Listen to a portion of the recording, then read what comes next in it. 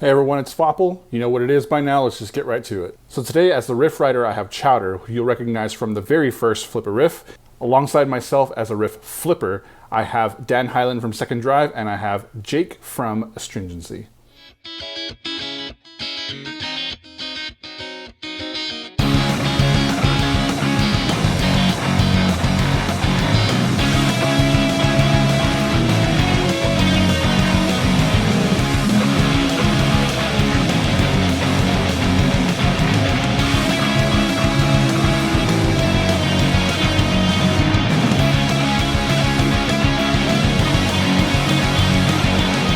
Hey, what's up everybody? My name is Chowder and I play bass for the band The Fallen. This riff, it's actually one that's been in my mind for a good while. I've actually shown it to a few of my former bandmates in the past. Some were stoked, some were not. So it's just one that never really made it into any of the songs ever.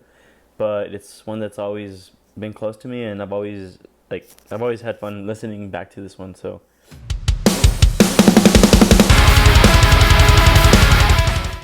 So I'm Jake Hackett. Been playing guitar for about 20 years now. Started with acoustic, like Western swing type stuff, and then eventually ventured into metal. I play guitar in two bands right now, Astringency from Lubbock, and then Fields of Elysium, which is a tech death band from Santa Fe, New Mexico. Josh asked me to do this, and it sounded fun, so hopefully I didn't disappoint. Naturally, like the first thing that stood out obviously was like the melody in the lead that comes in, 20 seconds in or whatever. So I kind of wanted to gravitate towards that and expand upon the melody that it already existed. And then I kind of wanted to keep the similar, like it started out with clean guitar part and then went into the heavier distortion. So I kind of wanted to keep that, but I switched it around and tried to make something out of it. I don't know. Okay. Guess we'll see.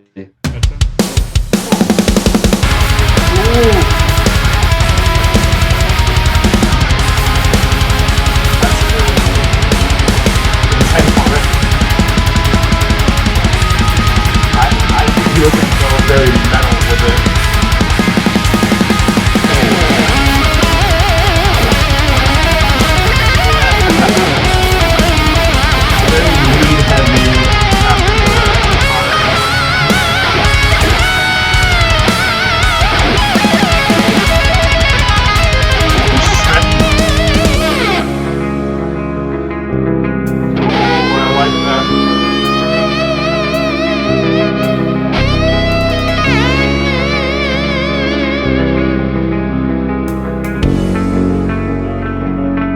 I like there's a lot to this. It didn't stay all shreddy. It went into obviously this lyrical, melodic part.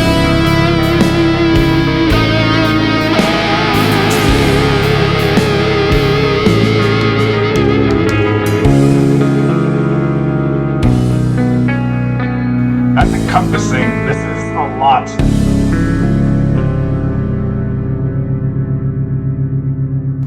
That's a good end right there.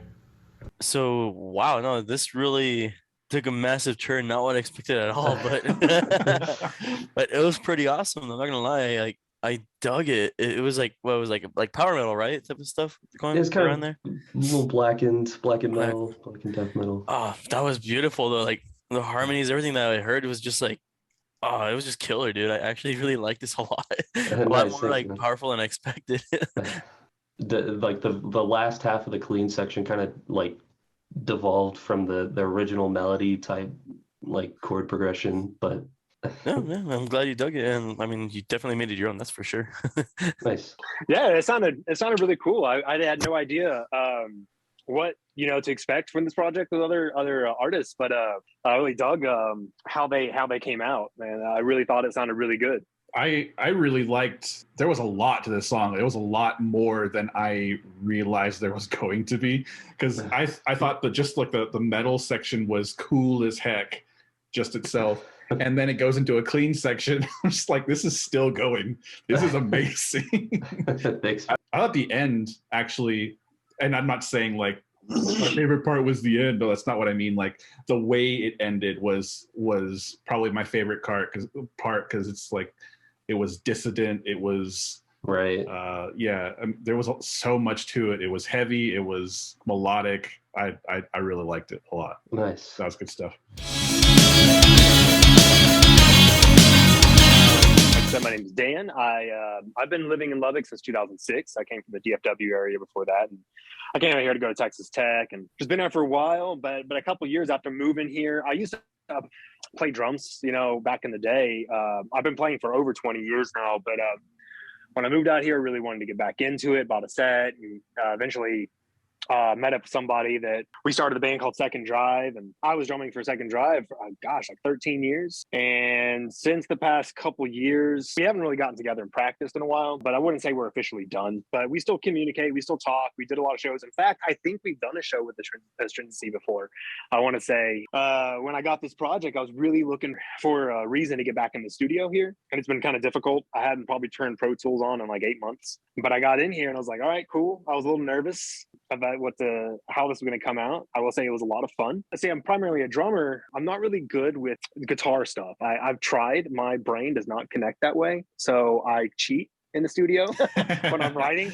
I really do, or I have help. But the drums are pretty much what I can handle. So in this, I pretty much took the stems and kind of did a little manipulating to it. Not much, but a little bit, and rearranged some of it, and then laid drums over on top of it. But as I was walking through it, I had some ideas off the bat that didn't come out. For some reason, I struggled with them, and I was like, you know what? I'm working too hard on this. I'm just going to go with a natural flow, because what I wanted to happen wasn't really happening. So I just kind of let it do its own thing and stopped trying to force it. I thought I was done with it at one point. I listened to it several times and then found myself doing a little bit more and liked it in the end. The original way it starts, the way Chowder starts. Yeah. Ooh, better drums.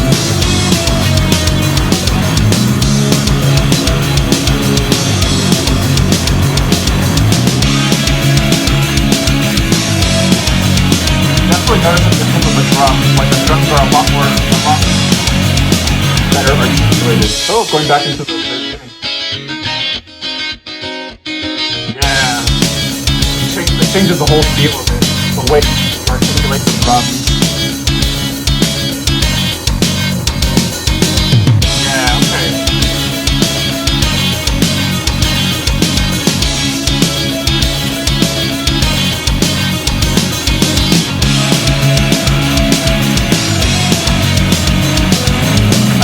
Definitely a case study in how drums affect the project.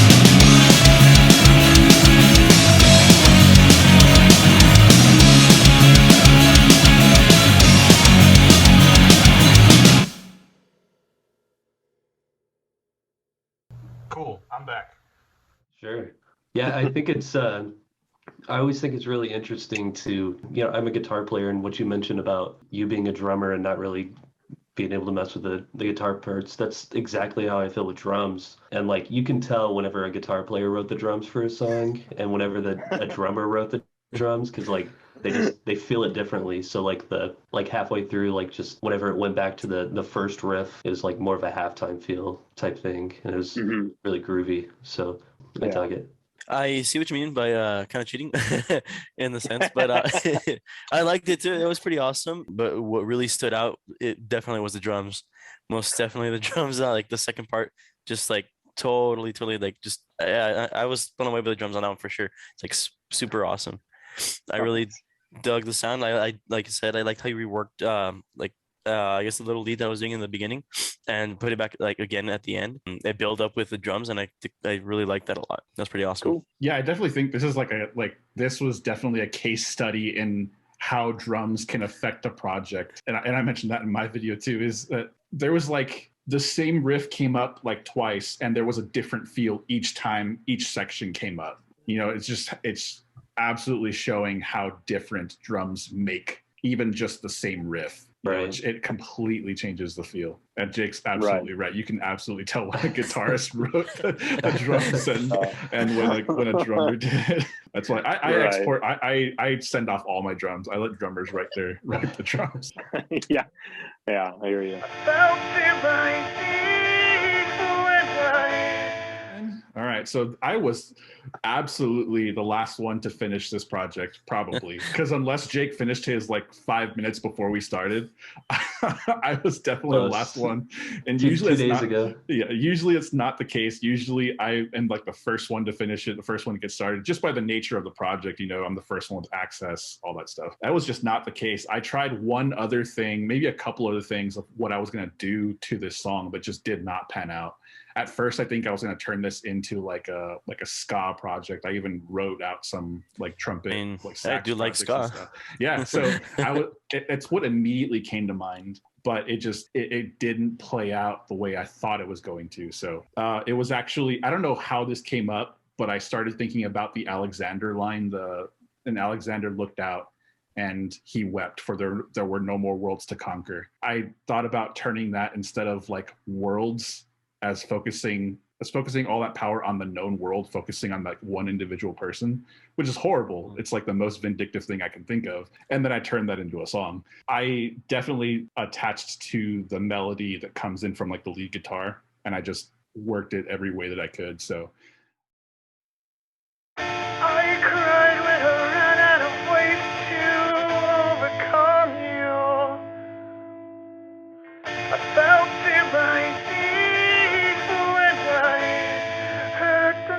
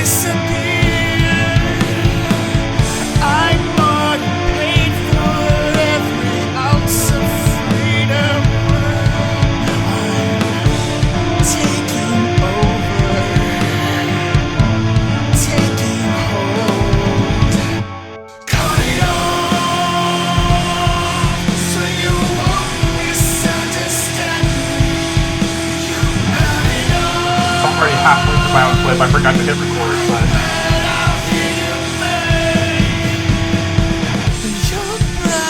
I actually really do like this, just the standpoint of what I was able to do with the lyrics. It's definitely unpolished, but I like just turning that guitar bead into something.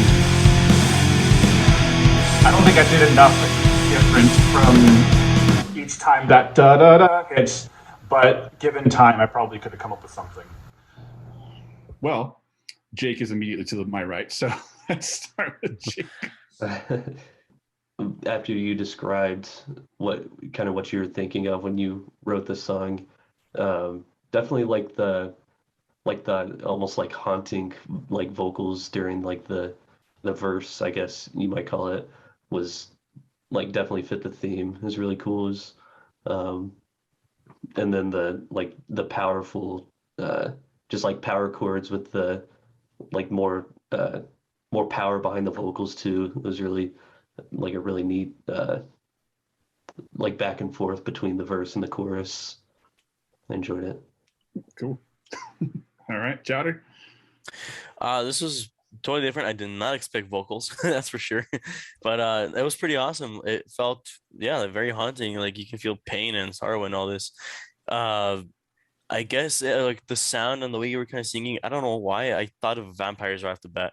Like you're going through a lot, you're dealing with everything right now, and it's just like overwhelming. I don't know. It was creepy but uplifting at the same time. I do like how you slowed it down entirely, and like it's a whole different approach as well. Like I liked how all these were different approaches entirely. And yours really showed out with the vocals, like that really made a huge difference, having somebody sing to it. Mm-hmm. So that was pretty cool. Sick. Thanks. Yeah, but I think that's an excellent word, haunting. I'm glad you said that because that's exactly the way to describe it. Really enjoyed listening to it and really did have like a sorrowful impact in a way. This is what I kind of picked up on it. Really, really a good jam. I really liked it. Well, sick. This was really fun. I'm notorious for writing slow. I'll have a riff and I'll sit on it for months, and then I'll write another riff to the song, and then sit on those two for months. So it kind of pushed me to actually finish something. But yeah, it just overall hearing everyone's, I didn't know what to expect, so hearing everyone's different takes on the same thing was really interesting. I know that's the whole point of the thing, but it's fun being like an actual part of it, instead of just watching it on YouTube or whatever. Right. Yeah. Everybody had a nice different take on it. It was pretty awesome. This one song, it's been in the back burner for in my head for a long time, and then I actually set to record it on the previous band I was in Dichotic. One person, like I said, the main writer, he didn't really like it, and he wanted to chop it up often and like rework it, and it was totally different, and I never went anywhere with it. So I'm kind of glad like I had somewhere else to actually show that snippet that I had that actually showcases like what my likings and everything, all my influences are there. So it was really nice to actually be able to finally release that. I've had it just sitting there for like a little while already, like a couple of years. To actually be able to show it was pretty nice. It's refreshing to just kind of collaborate in a way where you don't normally get to. For me, it's pretty often you just kind of get in your own little space. And in my situation, I'm not really collaborating with anyone, so you just kind of do your own thing, and then hear some fresh ideas from other people, and then like talk about them. It's really cool, man. The whole concept of this is a lot of fun to be a part of. We all like to write and do our own thing, but this gives us a reason to come together and see what we can produce from starting material. And it's a lot of fun, man. And kind of get back into networking in a way, communicating with some other artists and just living life like so it's cool, man. I really appreciate the being a part of this. It's great to hear what everybody comes up with from the same piece of material. But more than that, I think I've made a majority of my music career off of collaboration. I basically started being heard of or known from collaborating with people. Like the first one was like collaborating with just a guy on some Linkin Park covers. I worked with Dan before. I'm working with a member of Astringency and stuff, and just continuing to work with former members of Against the Edge and all that. This concept isn't unheard of, like what we're doing here. But I think like Eric and Chowder had a great idea to make it a Zoom call rather than just like chopped up videos of people reacting together. Because I think it's nice to be able to talk to people about these kinds of ideas of like what we're doing, what we wanted to accomplish, what we got out of it, and being able to listen to other people's projects for the first time with other people. I remember being in the studio with, I think most recently it was with Against the Edge, and just listening, like recording all the parts, and then you're sitting there together with your bandmates listening to the first mix of a song and then just reacting together. It's like, oh, this is cool. Like this is that's right. That's what made this a lot of fun. That's what makes this a lot of fun, is hearing things for the first time and then just being able to talk about what we did, what's on our mind and all that. More community than right. That's what's good. That's what's fun for me.